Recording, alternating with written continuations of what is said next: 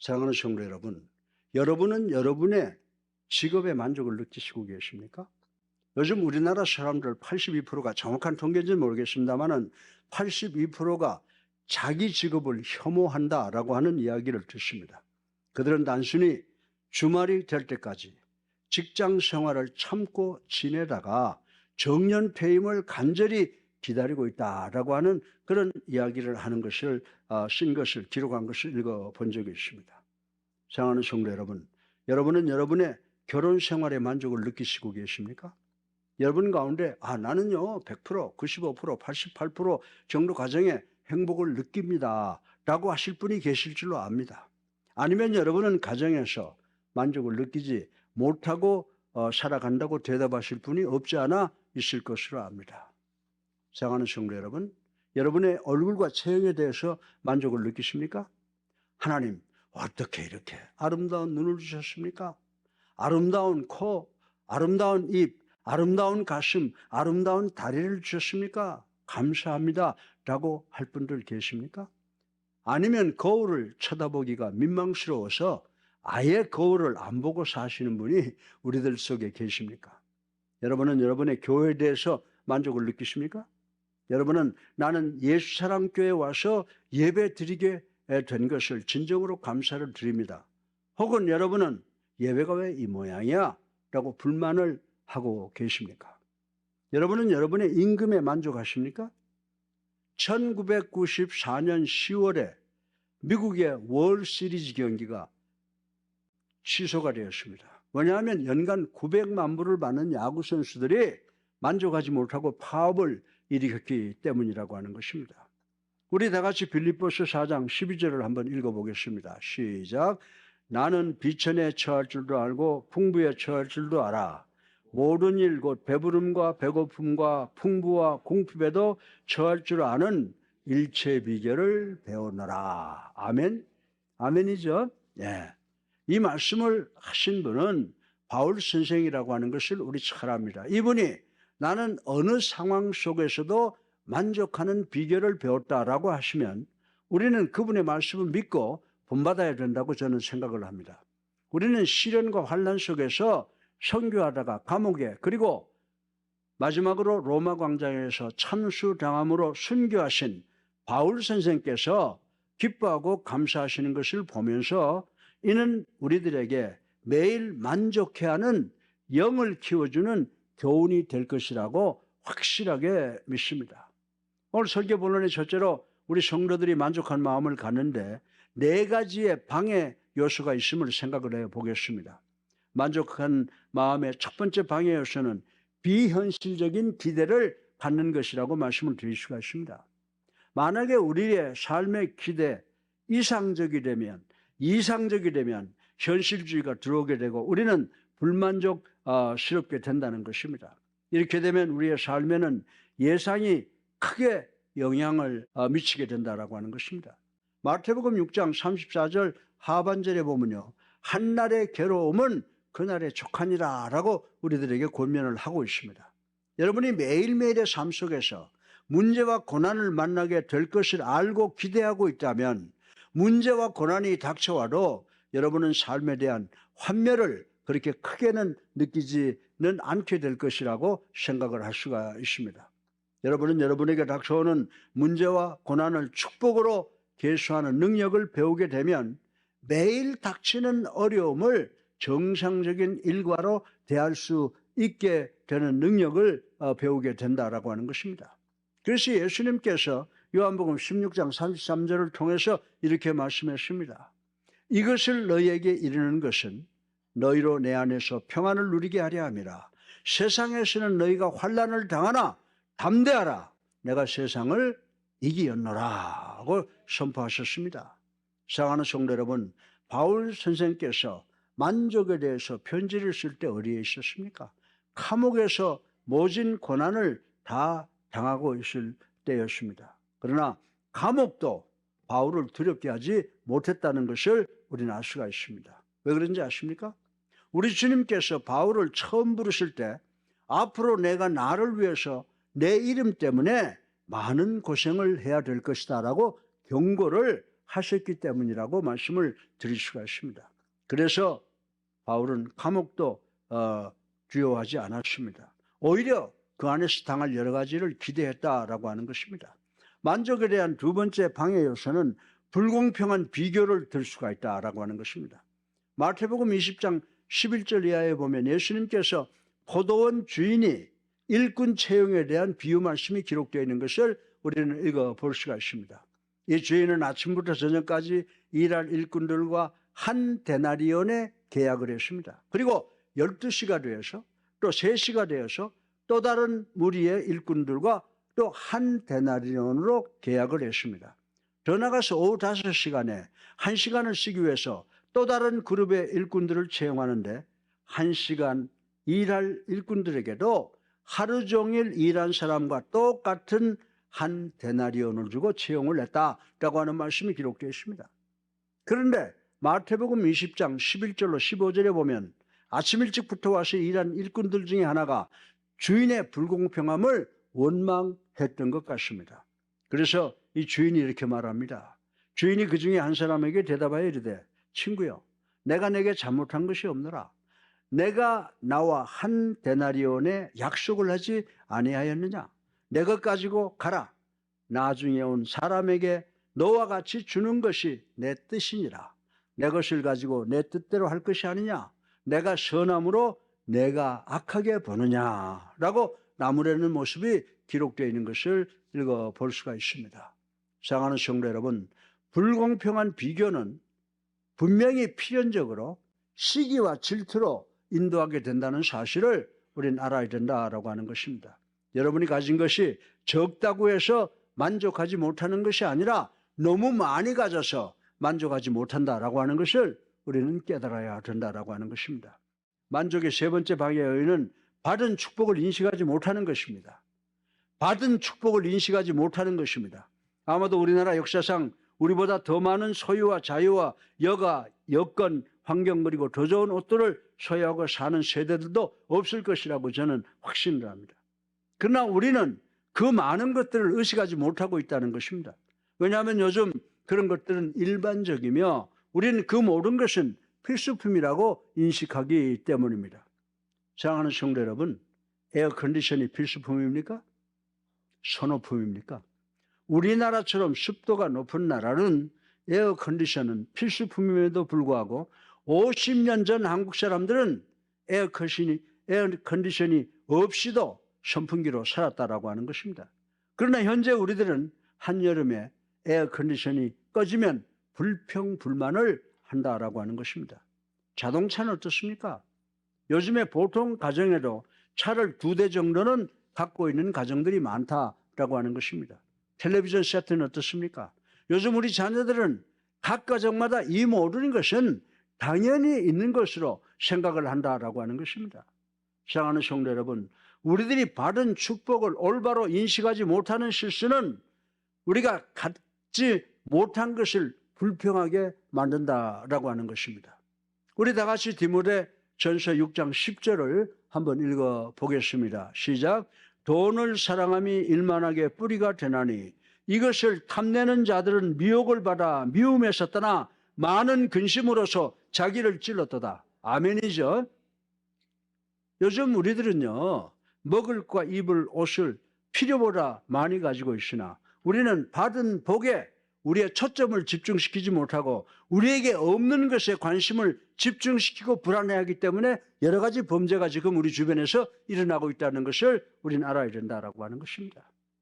여러분이 모나리사 초상화가요, 1899년부터 1911년까지 프랑스의 루블 박물관에 걸려 있었는데 1912년에 도둑을 당했고 2년 동안 모나리자 초상화를 볼 수가 없었다고 합니다. 그런데 문제는 모나리자의 초상화가 걸려있던 빈 벽을 보기 위해서 모여든 사람이 모나리자의 초상화가 걸려있던 12년간 모인 사람의 수보다 훨씬 더 많았다고 기록이 되는 것입니다. 여러분들 그 이유가 무엇인지 아실 것입니다. 그것은 우리가 가지고 있는 것이 사라질 때까지는 우리가 가지고 있는 것에 감사하지 못한다는 것입니다. 여러분이 옛사랑교회 불만이 있을는지 모르지만은 여러분이 옛사랑교회를 떠나고 보면 그래도 그 교회가 꽤나 괜찮았어 라고 하는 생각을 갖게 된다라고 하는 것입니다. 여러분들, 여러분이 가지고 있는 축복을 의식하지 못할 때 여러분은 그 축복을 불평과 불만으로 망하게 만든다는 사실을 우리는 깨달아야 된다라고 하는 것입니다. 만족의 네 번째 방해 요인은 조절과 제한되지 못한 욕심이라고 하는 것입니다. 소망은 제한되고 조절되는 동안에 건강합니다. 만족은 게으름이 아니고 매사에 소극적이 아닙니다. 마태복음 25장 21절에 보게 되면 예수님께서 어떻게 하셨어요? 1달란트, 2달란트, 5달란트. 그런데 5달란트 받은 자가 그것을 투자하고 열심히 일해서 자본금을 배로 불리신 사람을 칭찬하신 모습을 우리는 볼 수 있다라고 하는 것입니다. 성경은 우리 모두에게 매사에 열심을 내서 일하라고 격려하고 있는 것을 우리는 기억해야 됩니다. 저는 모든 그리스도인들이 매사에 있어서 하나님께서 우리에게 주신 은사를 통해서 최선을 다하여 최고의 결과를 만들어내기 위해서 노력해야 될 것을 저는 확실하게 믿습니다. 그러나 소망이 우리의 제한과 조절과 절제를 벗어나게 되어 우리의 이기적 사고에 의해서 조절되면 이는 무기력하게 되고 아무 성취가 없게 되고 결국 하나님 앞에서 죄를 짓게 된다는 사실을 우리는 깨달아야 된다라고 하는 것입니다. 그래서 야고보 선생은 야고보서 3장 16절을 통해서 뭐라고 말씀했습니까? 시기와 다툼이 있는 곳에는 혼란과 모든 악한 일이 있음이니라. 아멘. 네. 여러분들, 어떤 강도가 밤에 상인이 가지고 있는 현금 12만 원을 만족하지 못하고 300만 원짜리 수표를 더 강탈했습니다. 이 사람은 그 다음날 그 수표를 은행에 가서 현금화하려다가 어떻게 됐을 것 같아요? 체포되었다라고 하는 것입니다. 우리가 조그만 도둑질하다가 나중에 착고하게 되면 큰 도둑이 된다라고 하는 것은 우리 속담에서 알게 되는 것입니다.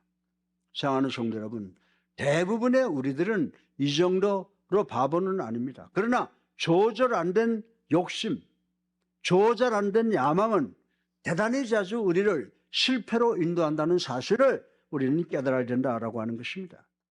욕심내지 마세요. 하나님이 주시는 대로 사세요. 감사하세요. 만족하세요. 네. 여러분들, 히브리서 13장 5절을 한번 읽어보십시다. 시작. 돈을 사랑하지 말고 있는 바를 족한 줄로 알라. 그가 친히 말씀하시기를 내가 결코 너희를 버리지 아니하고 너희를 떠나지 아니하리라. 아멘. 할렐루야. 예. 더 많이 가지려는 욕심에 그 근본적인 이유는 여러분 자신을 나타내려고 하기 때문이라고 하는 것입니다. 자기를 입증하려고 하기 때문이라고 하는 것입니다. 바울 선생은 우리는 우리가 가진 것을 가지고 만족할 줄 알아야 된다고 오늘 이 본문을 통해서 우리에게 교훈을 하고 있습니다. 우리 모두는 가진 것을 만족하지 못하는 습성을 고쳐 우리가 가진 것에 만족하여 감사하는 우리 옛사람교회 성도님들 되시기를 주님의 이름으로 축원합니다. 두 번째로 우리 성도들이 그리스도인으로서 만족할 수 있게 하는 세 가지의 비밀이 있다라고 하는 것을 생각을 해보겠습니다. 바울 선생은 뭐라고 말씀하냐면 나는 만족을 위해서 세 가지의 비밀을 배웠다라고 말씀을 하고 있습니다. 바울이 배운 이 세 가지의 비밀은 무엇일까요? 첫째로 만족을 통하여 우리는 감사의 영을 소유하게 됩니다. 만족은 우리들의 형편이 어떠하든지 간에 감사하는 영을 가지는 것을 의미한다라고 하는 것입니다. 빌립보서 4장 12절에 나는 어떤 형편에서든지 자족하기를 배웠노라. 아멘이죠? 어떤 형편에서도 하나님께서 내게 주신 것 감사하면요, 남의 것 취할 수 있는 그런 마음이 나오지 않는다라고 하는 것입니다. 만약에 내가 직장에서 높아지면, 내가 이 빚에서 자유하게 되면, 남편이 나에게 좀 더 친절하면, 내가 건강을 되찾게 되면 그때 가서 내가 행복하게 될 거야 라고 생각하는데 그렇게 해서는 안 된다라고 하는 것입니다. 그러나 여러분들이 알아야 되는 것은 우리들의 마음의 평화는 10% 정도 형편과 사정에 의한 것이고 90%는 우리 삶에 대한 태도나 자세에 달려 있다고 바울은 우리에게 가르쳐 주고 있다라고 하는 것입니다. 따라서 여러분의 행복은 여러분의 개인의 선택이지 하늘에서 뚝 떨어지는 것이 아니라고 하는 것입니다. 사랑하는 성도 여러분, 저는 감사하느냐 혹은 불평하느냐는 삶의 태도에 달린 것이라고 하는 것을 잘 압니다. 왜? 저는 양쪽을 다 경험하고 있기 때문입니다. 우리 다 같이 빌립보서 4장 8절을 읽어보겠습니다. 시작. 끝으로 형제들아 무엇에든지 참되며 무엇에든지 경건하며 무엇에든지 오르며 무엇에든지 정결하며 무엇에든지 사랑받을 만하며 무엇에든지 칭찬받을 만하며 무슨 덕이 있든지 무슨 기림이 있든지 이것들을 생각하라. 아멘. 아멘이죠? 예. 어떤 분들은 많은 소유를 가졌지만 만족하지 못하는 분이 계시는데 이는 만족의 비밀을 배우지 못했기 때문이라고 말씀드릴 수가 있습니다. 여러분은 많은 돈을 소유했습니다. 화려한 옷을 가졌습니다. 많은 친구들을 가졌습니다. 명예와 인기와 영향력과 권력을 가졌습니다. 건강합니다. 그런데 여러분의 마음은 지옥입니다. 여러분의 집안에는 여러분 개인을 위한 불만과 불평으로 가득 찼고 불행으로 뒤덮여 있습니다. 근본적인 원인은 여러분이 여러분 자신을 입증시키려는 데 있다고 하는 것입니다. 여러분이 여러분의 미적 요구를 만족시키려고 하는 것에 최우선을 두고 있기 때문이라고 하는 것입니다. 여러분은 백설공주와 요술쟁이 여왕의 스토리와 같습니다. 여러분이 제일 예쁘다는 칭찬을 듣지 못하면 여러분의 자긍심의 상처를 받게 된다는 것입니다. 우리들이 세상을 살면서 현실적으로 내가 누구에게 인정을 받으려 하는가를 깊이 한번 생각해 볼 필요가 있다고 하는 것입니다. 왜 다른 사람들이 나를 보지 않는데 나는 왜 내 자신을 다른 사람들에게 보이려고 안달안달 합니까? 아무도 여러분 쳐다보질 않아요. 오해하지 마세요. 예. 다른 사람 보고 시기 질투할 필요가 없어요. 사람들이 나로 하여금 기진맥진하여 쓰러질 것 같다고 하는데 나는 왜 그렇게 쓰러지도록 일을 해야 되는가? 한번 가슴에 손을 얹고 생각해 보시기 바랍니다. 난 언제나 누구와 경쟁하여 승리하지 못하면 왜 불안정한가를 한번 자신에게 물어보아야 합니다. 사랑하는 성도 여러분, 여러분이 이웃과 경쟁하는 것을 끝내면 오늘은 기가 막히게 멋진 날이 되는 줄로 믿으시기 바랍니다. 셋째로 누구에게든지 너무 잘 보이려고 노력하지 마세요. 오직 예수 그리스도만 기쁘게 하면 되는 줄로 믿으시기 바랍니다. 여러분의 삶의 초점을 바꾸시기 바랍니다. 바울 선생은 빌립보서 4장 13절을 통해서 내게 능력 주시는 자 안에서 내가 모든 것을 할 수 있느니라. I can do all things in Christ who gives me strength. 네? 나에게 힘 주시는 그리스도 안에서 내가 모든 일을 할 수 있느니라라고 했습니다. 다시 말해서 바울 선생은 예수 그리스도를 기쁘시게 하기 위해서 내가 내 목숨을 바치겠다라고 말씀을 하고 결단을 했습니다. 왜냐하면 내가 만약 주님의 뜻을 위해서 일하면 주님께서 모든 것을 다 채워 주시기 때문인 줄로 믿으시기 바랍니다. 그래서 마태복음 6장 33절을 통해서 우리 주님께서 뭐라고 말씀했습니까? 그런즉 너희는 먼저 그의 나라와 그의 의를 구하라. 그리하면 이 모든 것을 너희에게 더하시리라. 아멘이죠. 사랑하는 성도 여러분, 여러분이 이 세상에서 구하기를 가장 원하는 것은 세속적으로 가장 귀한 것이 아니라 하나님께서 부르셔서 천국에 가서 착하고 충성된 종아 내가 참으로 잘했도다 내가 너에게 생명의 면류관을 주겠다라고 칭찬받는 일이 돼야 하는 줄로 믿으시기를 주님의 이름으로 축원합니다. 그렇다면 여러분은 대중 앞에서 공연하듯 한 자세를 지향하고 한 사람 앞에서 시범을 보이는 것 같은 자세로 살아가야 된다라고 하는 것입니다. 여러분이 일할 때 우선순위를 세워야 됩니다. 일할 시간이면 최선을 다하시는 여러분 되시기를 바랍니다. 여러분이 집에 돌아가면 사랑하는 가족을 위해서 최선을 다하시기 바랍니다. 교회에 오면은 예배드리고 봉사하고 섬기고 교육하고 교제하는 일에 최선을 다하시는 우리 모두가 되시기를 주님의 이름으로 축원합니다. 세 번째로 마지막으로 우리 성도들이 만족할 수 있는 유일한 비밀인 기쁨을 생각을 해보겠습니다. 기쁨을 얻기 위해서는요, 성경을 보니까 사람을 사랑하라고 그랬어요. 여러분의 성취보다 사람을 사랑하는 관계를 형성하시기 바랍니다. 이보다 더 귀한 것이 없습니다. 사랑하는 것에 여러분의 최고의 가치를 두시기를 주님의 이름으로 축원합니다. 우리 다 같이 빌립보서 4장 10절 읽어보셨지만 한번 더 읽어보겠습니다. 시작. 내가 주 안에서 크게 기뻐함은 너희가 나를 생각하던 것이 이제 다시 싹이 나미니 너희가 또한 이를 위하여 생각은 하였으나 기회가 없었느니라. 아멘. 이거 누가 하신 말씀이에요? 바울 선생이 하신 말씀이거든요. 바울 선생이 빌립보 감옥에 있어도 기쁨이 충만했다라고 하는 것입니다. 빌립보 선생 성도들이 사도 바울에게 접촉하기를 원했으나 그 당시 접촉이 어려웠다고 그래요. 그 이유는 어쩌면 바울 선생의 소재가 불명해서 그분에게 소식을 전하지 못해서인지 모르겠습니다. 그런데 바울 선생은 이제 빌립보 교회 성도들로부터 자신에 대하여 걱정하고 있다는 소식을 듣게 되어 매우 기쁘게 생각했다라고 말씀을 하고 있는 것입니다. 빌립보서 4장 14절에 보면 그러나 너희가 내 괴로움에 함께 참여하였으니 잘하였도다 라고 크게 기뻐했습니다. 바울 선생은 자신이 감옥에 있는 상황을 강조하지 않고 자신에게 관심을 갖고 기도하고 자신을 후원하는 몇몇 성도들에 의해서 위로받는 것을 기뻐한다고 말씀하신 것을 볼 수가 있습니다. 우리는 우리에게 관심을 갖는 사람들이 있습니까? 우리는 사랑하는 사람이 있습니까? 그러면 여러분은 받을 트로피보다 그 사람들에게 더 관심을 갖고 그들에게 초점을 더 맞추시기 바랍니다. 그리고 그 관계를 더 깊게 하시는 여러분 되시기를 주님의 이름으로 축원합니다. 혹은 넉넉함과 부드러움과 이해와 배려와 친절로 그 우정의 관계를 넓히시거나 깊게 하시는 여러분 되기를 바랍니다. 이런 노력을 통하여 부수적으로 여러분에게 진정한 만족이 주어진다고 바울은 이야기를 하고 있습니다. 이제 우리 다 같이 12절로 13절 한번 읽어보겠습니다. 시작. 나는 비천에 처할 줄도 알고 풍부에 처할 줄도 알아 모든 일 곧 배부름과 배고픔과 풍부와 궁핍에도 처할 줄 아는 일체의 비결을 배웠노라. 내게 능력 주시는 자 안에서 내가 모든 것을 할 수 있느니라. 아멘.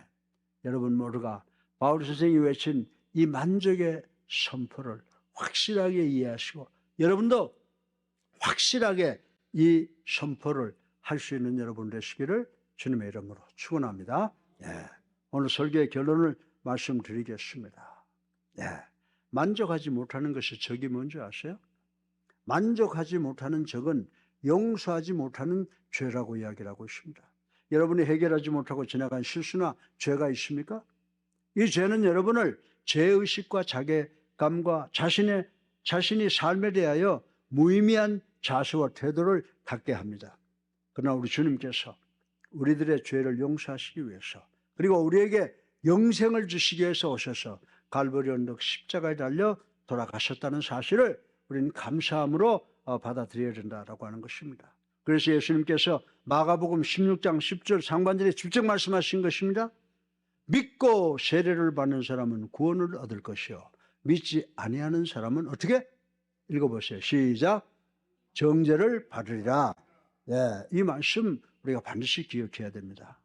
어떤 사람은 나는 평생을 무지개 밑에서 금은보화를 찾았는데 내가 가장 중요한 것을 예수 그리스도의 갈보리 언덕 십자가 밑에서 찾게 되었다라고 고백을 했습니다. 사랑하는 성도 여러분, 저 그리고 우리 모두가 마찬가지입니다. 여러분이 여러분의 삶을 우리 주님께 드린다면 여러분도 그런 축복을 누릴 수가 있게 되는 줄로 믿으시기를 주님의 이름으로 축원합니다. 하나님의 말씀은 나의 하나님께서 우리의 모든 필요를 당신의 영광과 풍요를 위해서 그리스도 안에서 제공하신다고 바울은 이야기를 하고 있습니다. 사랑하는 성도 여러분, 우리가 예수님을 여러분과 나의 구세주로 살아계신 하나님의 아들로 믿고 영접하고 세례받으면 우리는 성령을 선물로 받게 된다라고 했습니다. 이 현상은 하나님께서 우리를 당신의 자녀로 받아주시고 이 땅에서도 복을 주시고 우리 모두가 사정과 형편과 관계없이 만족을 느끼게 하시고 하늘나라에 가서 영생복락을 누리는 축복을 주시는 줄로 믿으시기를 주님의 이름으로 축원합니다. 믿으시기 바랍니다. 이거 안 믿으면 예수 믿을 필요 없어요. 이것이 바로 우리 복음의 진수라고 하는 것을 이해하시고 믿고 우리 하늘나라에 가서 다 복된 삶을 사시는 우리 모두가 되시기를 주님의 이름으로 축원합니다.